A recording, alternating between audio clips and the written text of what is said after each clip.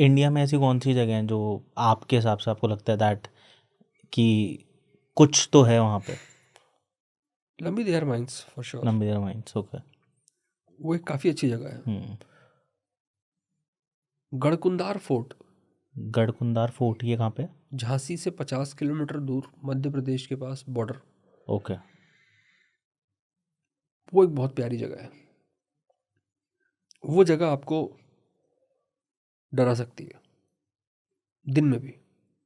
ये first time नाम सुना है मैंने।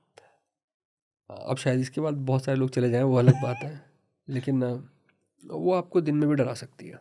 ओके। उस जगह में उतनी कैपेबिलिटी है कि वो आपको दिन में डरा दे।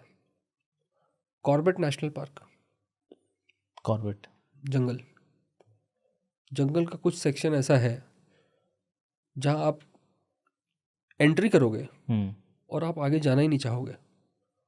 अच्छा। हिमाचल के पास, हिमाचल में आपका काजा के पास एक एरिया है।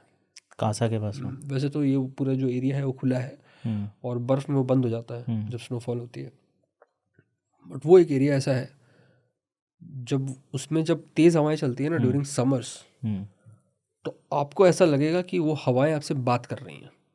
आपको वर्ड्स सुनाई देते हैं उन हवाओं में। वर्ड्स आपको सुनाई देंगे। वर्ड्स आपको लगेगा जैसे कोई एक वर्ड बोल के गया। जैसे हवा की अपनी एक आवाज़ होती है, हल्की सी एक आवाज़ होती है, लेकिन कई बार आपको लगेगा कि वो, हालांकि इसे हम डालते हैं ऑडिटरी हेलुसिनेशन की कैटेगरी में, लेकिन मुझे ऐसा लगता है कि वाकई ऐसा कुछ है। तो हैं कुछ लोकेशंस हैं जहाँ पे अनएक्सप्लेन्ड है। लेकिन हाँ, अगर मुझे रेट करना हो तो रेटिंग मुश्किल है, क्योंकि हर किसी के लिए डर का अपना एक वो अलग वो होता है। किसी को कम लगता है, किसी को ज़्यादा लगता है, लेकिन हाँ कुछ लोकेशंस ऐसी वाकई ज़रूर है इंडिया में भी जो इनफ है आपको डराने के लिए।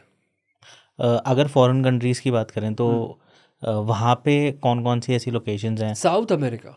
South America. किसी को अगर पैरानॉर्मल वर्ल्ड में इंटरेस्ट हो और उसको एक्सप्लोर करना हो, वो पूरा साउथ अमेरिका कॉन्टिनेंट एक्सप्लोर करे। Okay. Brazil, Paraguay, Chile, Uruguay, दिमाग खराब हो जाएगा उसका शर्तिया तौर पर। वो बिल्डिंग्स, वो स्ट्रक्चर्स, वो स्टोरीज, वो जंगली जानवर, वो कहीं नहीं मिलेंगे सिवाय उसके। और अफगानिस्तान, अफगानिस्तान में बहुत सारे डिस्ट्रक्टिव स्ट्रक्चर्स पड़े हुए हैं। One of the finest places for horror enthusiasts and horror people, for researchers and everybody around. Afghanistan is one of the finest places. It is sad कि उस रीजन की कहानियाँ कभी बाहर नहीं आती because of whatever issues, political or geopolitical issues that they have. But that is one region कि अगर मुझे वो रीजन दे दिया जाए तो मैं 50 या 20 ऐसी हॉरर फिल्में वहाँ से बना के निकाल सकता हूँ जो शायद दुनिया ने कभी नहीं देखी होंगी। अच्छा, क्या बात है। That's one area which I really wish to be partnered with. Kabul छोड़ो, अफगानिस्तान देखो, amazing. If you are a paranormal enthusiast, maybe for a tourist there is not a lot of things for you. But if I were to tell कि हाँ भाई तुम्हें free hand देते हैं, go make a horror film, I'll make a film on jinns in Afghanistan. And there are multiple other creatures and other stories also, and locations that they have. Amazing. So there are places like that जो लोगों को explore करना चाहिए।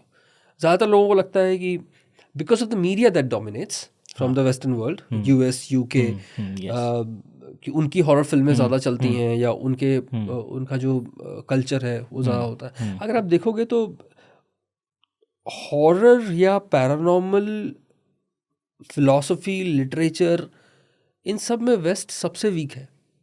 They don't have basically a lot of categories to offer you. As story point of view, I'm saying. They have God and they have evil. घूम फिर के उनके हर project में आपको वही दिखेगा, सामान इधर उधर गिर रहा है, कोई पजेस हो गया है, कुछ ये हो गया। जितना वास्ट स्केल ऑफ हॉरर आपको मिडिल ईस्ट से एशिया और साउथ अमेरिका में मिलेगा ना, आई कैन बेट यू कहीं नहीं मिलेगा आपको। इंडिया में भी है, बहुत कुछ है।